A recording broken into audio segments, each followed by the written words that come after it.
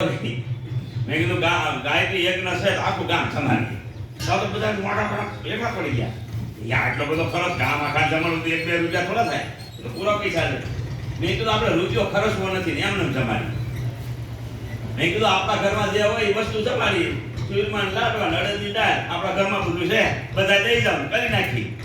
તો અમે ઘી સમજાય છે ને ગોળ ઘઉં અને એ અડદની દાળ ભેગું કર્યું અને એ લાડવા આખું ગામ જીમું છે.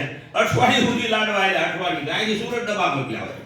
સમજાય તમને કઈ ગામ હોય છે હાથીનો પગ છે. ગૌશાળા ચલાવી તો સામાન્ય છે. અમે જોવા ગયા તે સમજાણું કાં તો ગામ હલાવીએ કે આપણા મનમાં એવું થઈ ગયું કારણ કે આપણા વ્યક્તિવાદ થઈ ગયા થઈ. વ્યક્તિવાદ છે એથી ન થાય, સામૂહિકતામાં જ થાય. એટલે સામૂહિક આ ગૌશાળા છે.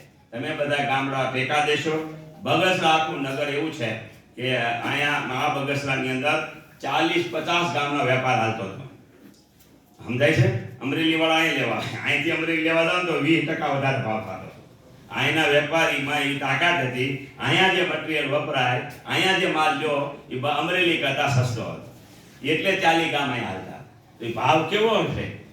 એ તમારો ભાવ બગસરાનો કેવો હશે ત્યારે અહીંયા બધા ખરીદવા આવતા હતા. તો આ હુકરા ન આવે એ ભાવ સાથે આપણે અહીંથી શરૂ કરીએ. સ્વામીને કહી કે તમે સપ્તાહ રાખો અને આ ગૌશાળા કોઈ પણ ભોગે શરૂ થાય એવા આપણે બધા સપોર્ટ કરીએ તો આ ગૌશાળા થશે થશે થશે અને થશે. એમાં કોનું જીવન છે? કોનું જીવન છે આમાં?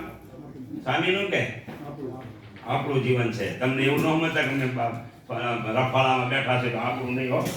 આ તો બગસરાનું નથી, આપણું જીવન છે. આમાં આપણો બધાનું જીવન છે. તો આપણે બધા આમાં સહકાર આપીને આ યોજનાને જોરદાર મજબૂત કરીએ. આ સપ્તાહ દુનિયાની જેટલી સપ્તાહ અત્યારે મોરારી બાપુ વાંચે છે ને એમાં કાંઈ એક ગાય આવતી નથી. વખાણ તો એના જ થાય છે. વખાણ કેના થવા જોઈએ? સમાજ બચે. સમજાય છે? સમાજ બચે એવું નથી. એમાં નકરું એ તો બધા જેટલું જ્ઞાન હતું જ્યાં જ્યાં સપ્તાહ હમણાં બગસરામાં કદાચ મોરારીને આવવાની છે તો હું બધા વ્યસન મુક્ત થઈ જા, હું દારૂ છોડી દે અહીંથી. આમાં બધું છૂટી જાય, ગેરંટી મારી તો બધું છૂટી જાય. તો એવી આ સત્તા છે. આને મહત્વ પૂરું આપીને આપણે આગળ વધીએ એવી આશા. જય ગૌ માતા, ભારત માતા કી જય.